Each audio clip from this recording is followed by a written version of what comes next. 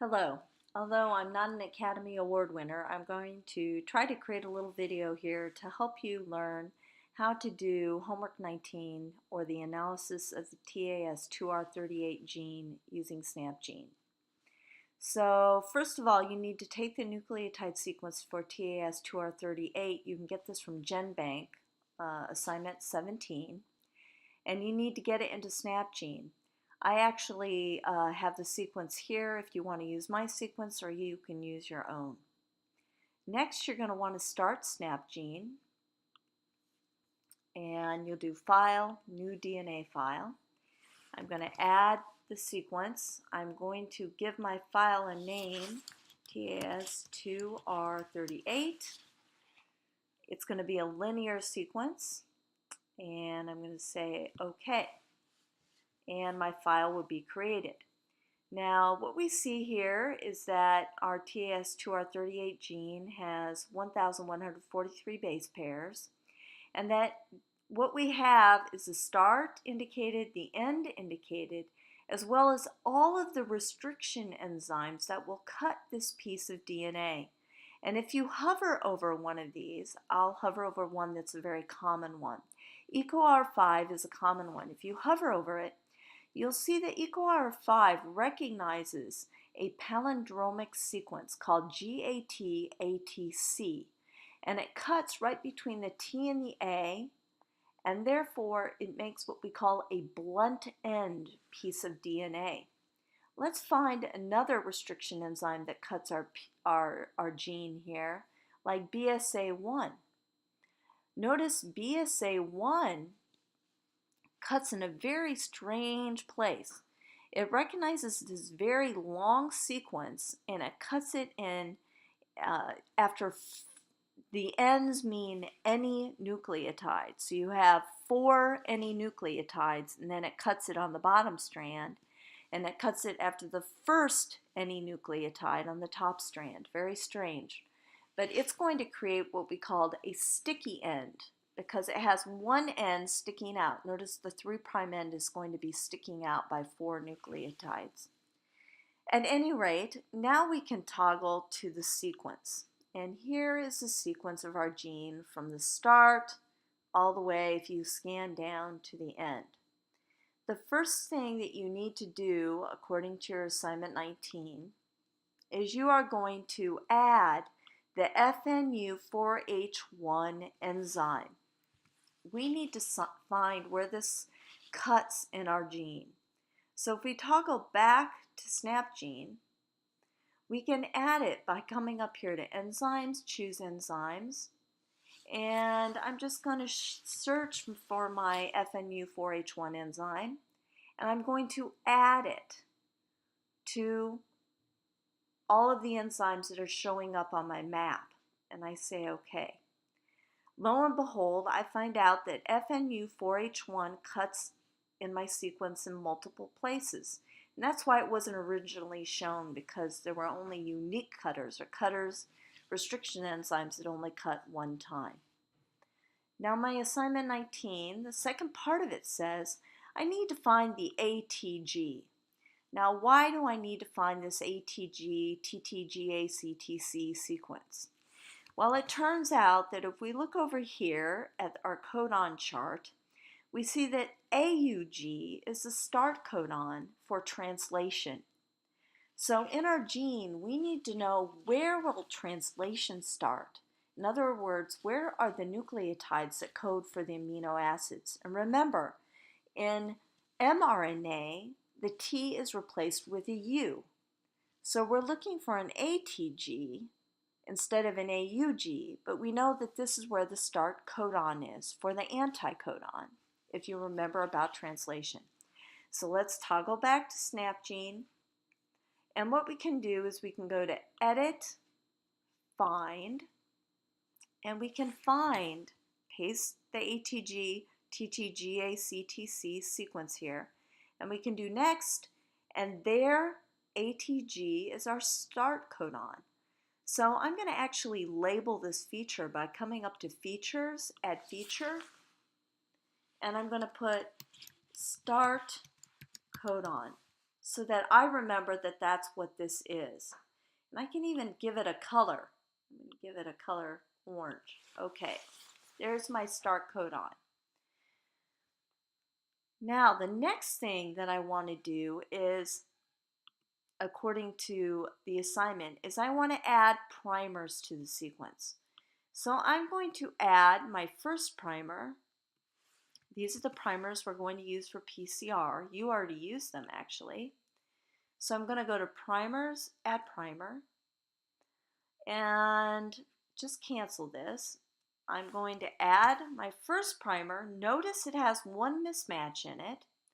Notice as well that it's 27 base pairs long and it has a melting temperature of 52 degrees. This means it takes 52 degrees to melt, quote unquote, melt the hydrogen bonds between the primer and the single-stranded DNA. Remember, we denatured the DNA, so it's single-stranded for PCR. So the TM is 52 degrees Celsius. And we're going to add this primer to our template. We can even change the name. We can call it Forward Primer TAS2R38. And we can add our primer. Now let's add the second primer. So we can just copy it from our assignment. We're going to add the second primer the same way. Add primer. We're going to just paste it in there. And we're going to call this reverse primer. Notice it anneals to the bottom strand as it should for PCR. Reverse primer TAS2R38. And we can see it's 24 base pairs long and it has a melting temperature of 58 degrees. Now, determining the melting point that you want for your PCR is kind of an art. I'll be showing you how to do that at a later date. But if we have one primer that anneals at 52 and one at 58, I actually chose 55 as my annealing temperature for our PCR. I'm going to add this primer to the template. So now we have our forward and a reverse. Now we can see that if we carry out PCR, it's going to amplify everything in between the forward and the reverse primer. Notice, we also have this FNU4H1 restriction enzyme site. And if we come over here now and look at our assignment, it asks us about the melting temperature. We need to put those in. But now we're going to go ahead and carry out the PCR and see what size amplicon we get and what restriction enzymes we could use to know if it was the right amplicon. So let's just do that. We'll come over to SnapGene. To carry out PCR, we go to Actions, PCR. We're going to choose the forward primer. We're going to choose the reverse primer, and it even shows us we've got one nucleotide that's off. And then what we can do, we can give this a name. We could call this amplicon TAS2R38 because it's only part of the gene. And then we can carry out PCR. So here we go. We're going to carry out PCR. We can even choose the type of polymerase that we make, that we're using. In our case, we're using one that creates a 3' A overhang. This matters if we were going to clone our gene. So now we do PCR. And now here is the new amplicon of the TAS2R38 gene. And it's 304 base pairs long. We see the forward primer and the reverse primer. And we see the special FNU4H1 restriction enzyme site. So we can look at the sequence now. And now we're going to look at the mutation. So, right now, what you should do is for 5A, you should read through the Part C restriction enzyme digest of the TAS2R38 gene because we are carrying out RFLP analysis, restriction fragment length polymorphism analysis. RFLP restriction, if I can spell it right.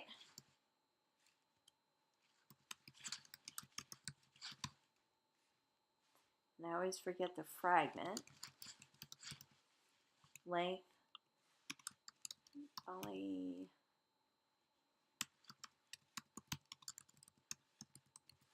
Notice RFLP. That's where RFLP comes from. So to do this restriction length, fragment length polymorphism analysis, first we need to look at the sequence. So let's find this sequence right here. This sequence is actually the FNU4H1 cut site. So let's find it. To do that, we just come over to SnapGene and we go to Edit, we go to Find. We can just paste that sequence in and go Next, and there it is. Now notice that's where FNU4H1 cuts, and it even lights up, which is very, very helpful. And I'm going to make this a little bit bigger so that we can see it very clearly.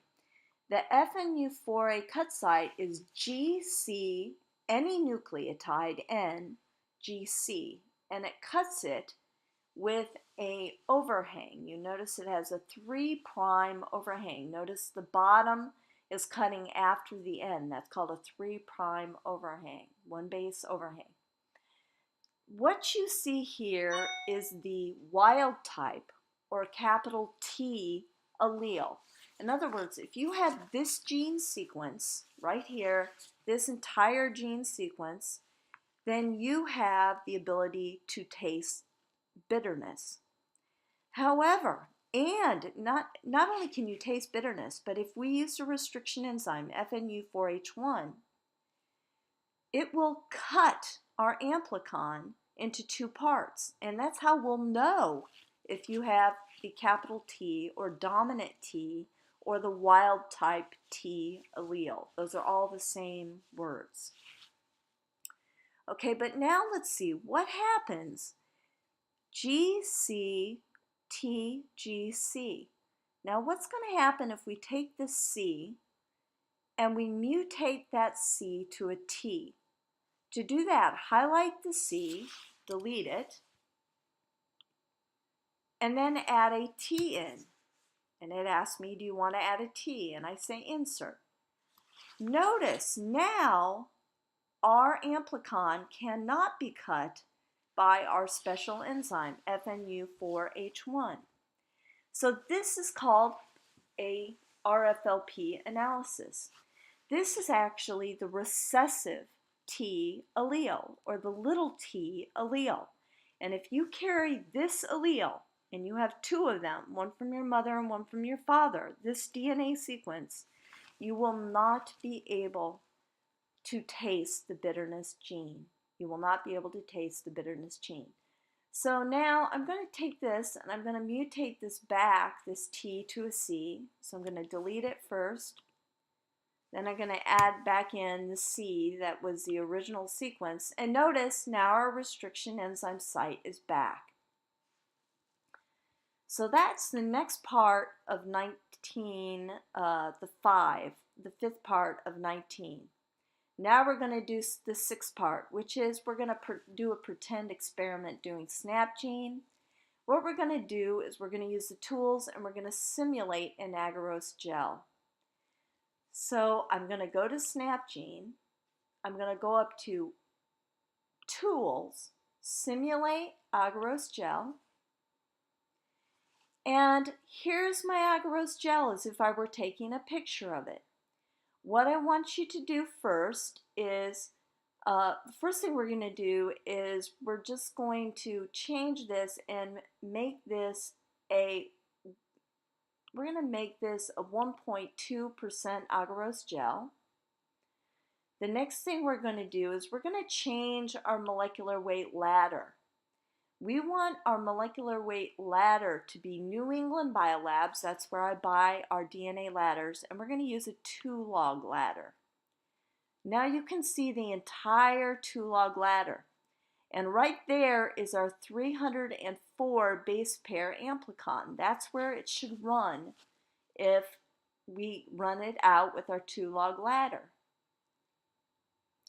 But what we can do is we can actually run an experiment. And what we can do is we can actually take our amplicon, and in lane 2 we can put our amplicon, and now we're going to cut, notice there it is in our gel, now we're going to cut it with our enzyme. So we're going to go ahead and restrict it with FNU4H1, and when we do, notice that it is cut into 2 parts, this part and this part, and it even lights it up for us. Now we could also cut it with other restriction enzymes, but remember, this specific enzyme is going to tell us whether we have the big T allele or the little t allele.